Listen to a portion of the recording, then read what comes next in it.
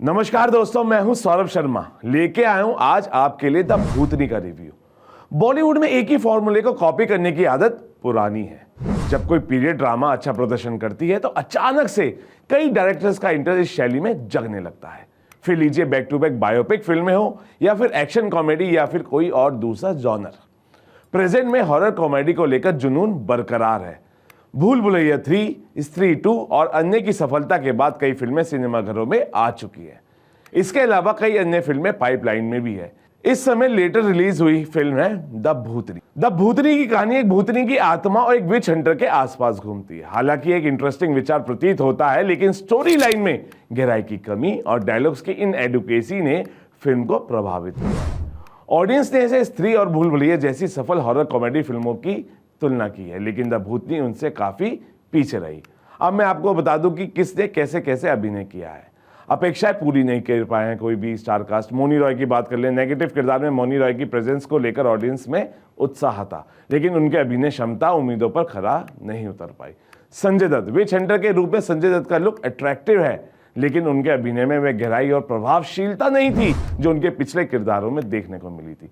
पलक तिवारी और सनी सिंह, इन दोनों के अभिनय में कोई विशेषता नहीं थी, जिससे फिल्म की क्वालिटी पर नेगेटिव इम्पैक्ट पड़ा। अब इस फिल्म के संगीत की बात कर लेते हैं। प्रभावहीन और अप्रभाव, फिल्म का संगीत भी दर्शकों को प्रभावित करने में असफल रहा। बैकग्राउंड म्यूजिक और सॉन्ग्स की क्वालिटी रिक्वायरमेंट्स पूरी नहीं कर पाई, जिससे फिल्म के भावनात्मक और डरावने क्षण कमजोर पड़ गए। कैसी है फिल्म की कहानी? डरावनी कहानियों के नाम पर हमारे सामने परोसी गई इस फिल्म में डर कम और कॉमेडी ज्यादा है, और इसलिए द भूतनी एक अधपकी फिल्म लगती है। स्त्री, मुंजा जैसी फिल्मों के मुकाबले इस फिल्म में हॉरर के नाम पर मौनी रॉय की चीखें ही सुनाई देती है।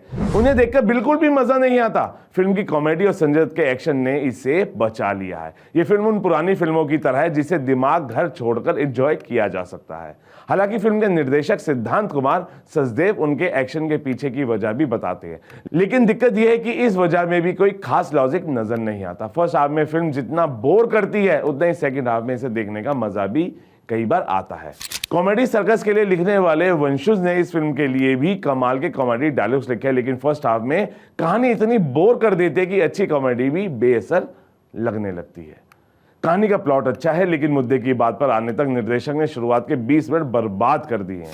फिल्म में संजय दत्त की एंट्री भी देर से होती है। The Bhootni one time watch वाली फिल्म है। ऐसी फिल्में पहले भी कई बनी है और हमने इन्हें खूब इंजॉय भी किया है, लेकिन अब ऑडियंस अपना दिमाग घर पर रखकर नहीं आती है।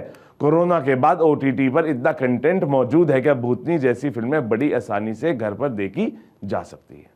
इस फिल्म में मडगांव एक्सप्रेस की तरह स्टार्ट टू एंड वाली कॉमेडी भी नहीं है, और फिल्म के निर्देशक ने स्त्री भेड़िया की तरह इस फिल्म के जरिए कोई स्ट्रॉन्ग मैसेज भी नहीं दिया है।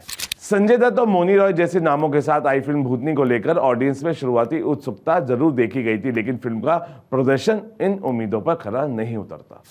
हॉरर और कॉमेडी के मेल का दावा करने वाली ये फिल्म ना तो डराने में सफल होती है और ना ही मनोरंजन के स्तर पर कोई खास छाप छोड़ पाती है। फिल्म की स्टोरी लाइन कमजोर है और डायरेक्शन में क्लैरिटी की कमी दिखाई देती है। शुरुआती कुछ सीन्स जहां फिल्म को इंटरेस्टिंग बनाने की कोशिश करते हैं, वही कहानी जल्दी घिसे पिटे हॉरर ट्रॉप्स और अननेसेसरी कॉमेडी सीन्स में उलझकर रह जाती है। कलाकारों के प्रदर्शन की बात करें तो संजय दत्त का किरदार स्क्रिप्ट की सीमाओं में बंधा हुआ नजर आता है, जबकि मौनी रॉय और पलक तिवारी जैसे कलाकारों को उनके अभिनय कौशल का भरपूर अवसर नहीं मिल पाया। हास्य के दृश्य कृत्रिम लगते हैं और डरावने पल पुराने टेलीविजन सीरियल्स की तरह प्रभावहीन लगते हैं। क्लाइमेक्स की बात करें तो फिल्म अपनी गति खो देती है और अंत आते आते दर्शक जुड़ाव महसूस करने की बजाय थकान का अनुभव करने लगते हैं। द भूतनी एक ऐसी फिल्म बनकर रह जाती है जो अपनी शैली को समझने और निभाने में असफल रही है।